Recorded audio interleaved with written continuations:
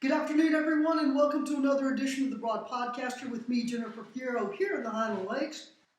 Joined once more with Art Dlugach, the voice of the Llano Yellow Jackets. And Art, now that the football season is officially over with for so many of our teams, the all-district lists have been released for the three public high schools in the coverage area, Llano, Burnet, and Marble Falls. We're going to spend more time on Llano because they went the farthest and dominated on the all-district list and should have. Let me mention the all-district list, 14 4A Division I for Marble Falls and Burnet. So, making the first team offense is Burnet junior running back Dash Ditton, senior wide receiver Braden Elliott Clark for Burnet, and then on the defense, Ditton again, first team linebacker, followed by Trenton Park, the junior defensive back. Grant Jones also made the list as a defensive back. Grant Jones didn't make offense? No, he didn't. And I can explain. I'm surprised. I can explain that. Okay. All right. Let me back up. Trenton Park actually made first team defense as a linebacker. Grant Jones made first team as a defensive back, and he also made first team as a special teams player. Okay. On the second team, Jose Rodriguez, the running back for Burnet, named second team running back. And then you had Garner Krause from Burnet, who a junior receiver. The offensive line, Jonathan Ryder from Burnet, sophomore, made the offensive line. For Marble Falls, Jamie Castillo was a second-team running back. Joshua Ruiz was the fullback, second team. Brian Beltran was a second-team tight end for the Mustangs. And then Marble Falls also had two linemen make the second team. Caden Roberts, the senior, and Jeremiah Bells, the junior. On the defensive side for the second team, Kevin Aguilar for the Mustangs, the senior lineman, was named to this list. Beltran also was a second-team punter. For the Bulldogs, Grayson Blair was a senior defensive lineman. He was on the second team. Chris Kasner was a linebacker named to the second team. And then outside linebacker is Will Johnson, the junior. Let's go back to Grant Jones for a minute. You'd asked that question. I was surprised too. This is what I think happened. Grant had started the season as a receiver. And then by the time district play started, where they had a different quarterback who did not get to finish the season, they moved Grant from wide receiver to quarterback. And I think the coaches saw that. There's no dispute that Grant Jones, to me, is one of the most talented players in the district. But against Marble Falls, he was a receiver. Towards the end of the season, he was at quarterback. And I think that's what happened. Possibly, too, Coach Wood has to nominate his boys. He does not get to vote on who gets the final nod, and he did get two other mentions, so maybe that was a reason also. Sure. And I'm saying this, we'll replay this tape in a year, this video. He will make the first string offense next season, 2023, I'm predicting, and you know a lot more about Burnet than I do. Well, let's hope so. I will just say this, after reading this list, I thought it was a fair list. You have an undefeated district champ. That undefeated district champ and the runner-up team dominated these lists. As usual. And then you've got a third-place team that only lost the top two teams in the district, and they got a lot too. So I thought this was a fair list based off of the records for both teams in this district. Do you want to move on and talk about the Yellow Jackets? All right, here we go. I'll go as fast as I can with some stats. District MVP, Carson Kirkendall, the outstanding running back, 1,939 yards rushing.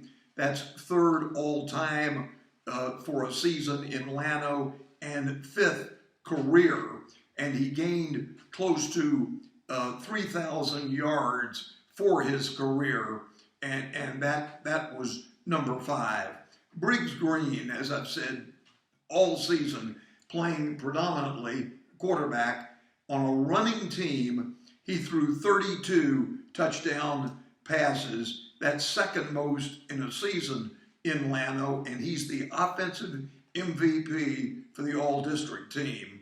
And the 32 tied for third career most. He's only 4 touchdown passes away from Braxton Vickers, so he could pass that next season in the next 2 or 3 games, we certainly hope. All right, first team offense for the Jackets. Jackson Dillard, wide receiver, 17 TD receptions. That's tied for most in one season, and that's with the great Quincy Prince, and second for career. And the offensive line blocking for the Jackets helped them record 6,000 yards. First time in history that's ever happened for a Llano team, that figure for total offense for a season. First team offense, Jackson Lang, the center, and offensive linemen Hudson Godfrey and Daniel Sandoval. All right. And Dylan Kennedy and Brandon Green also, as I switch pages here. So 5 youngsters being on first team. Second team offense would be Coy Kelso, wide receiver, tight end Parker Parrish, 2 good ones there. And I'm going to have to back up. Dylan Kennedy and Brandon Green were second team offense, not first team. Second team defense, defensive back Ulysses Martinez had 9 interceptions. That's second most in Llano history. Braden Hatfield, second team defense, defensive back, 6 picks for the year, and that, of course, is outstanding. Also making what they call first team defense, Bryce Mize, 67 extra points in 71 attempts. The 67 is second most in history, and this is really his first year of kicking. And his 7 field goals is second most for one season. So I believe that's it for me. As I've mentioned, the 2 second teams and first teams. I hope I haven't forgotten anybody. A coach of the year was not selected. Coach Green, Matt Green, likes it if a staff is selected, and if it had been, that would have been the Jackets. Sure. As they win 13 games for the second time in 3 seasons. That's the most in school history. As you looked at that list, what did you think? Were you surprised by anything? Well, not really. I think it's excellent, and I'm glad. I had predicted that Jackson Dillard might have gotten co-offensive MVP with Briggs Green. He didn't get it, but he got first-team offense, so I think that was fine. And the other selections, awfully good.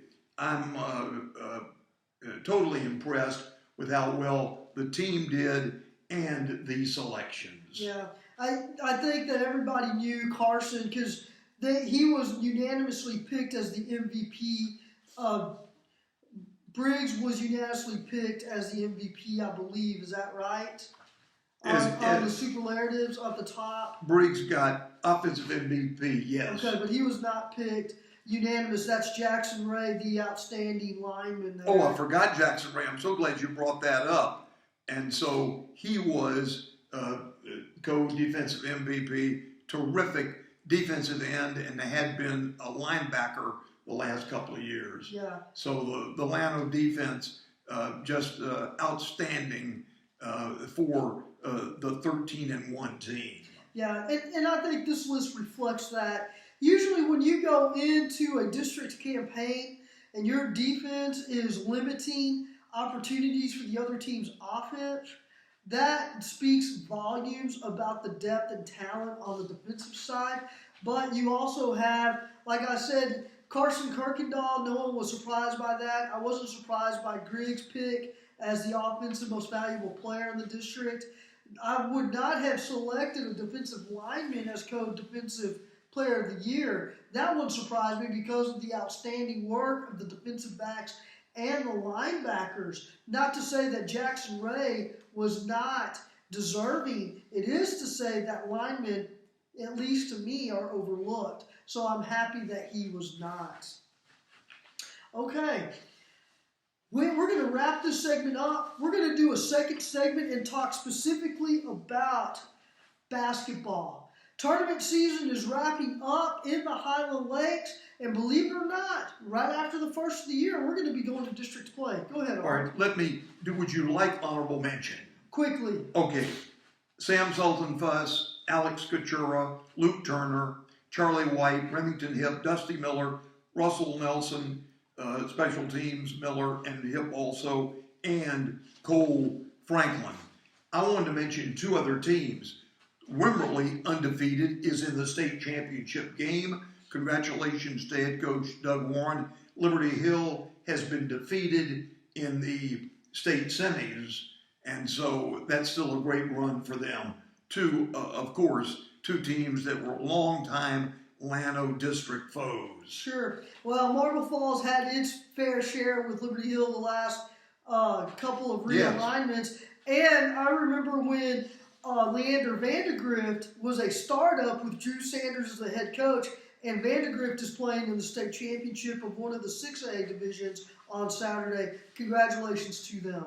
Yes, they won some thriller of a game, I heard this. Yes, a 37-yard field goal with 2 seconds left. Last play of the game. Okay, we're going to wrap this up and go to basketball. Please stay with us. Go to TexasChalkTalk.com for all of your Highland Lake sports news. And remember to like, subscribe, and share the channel.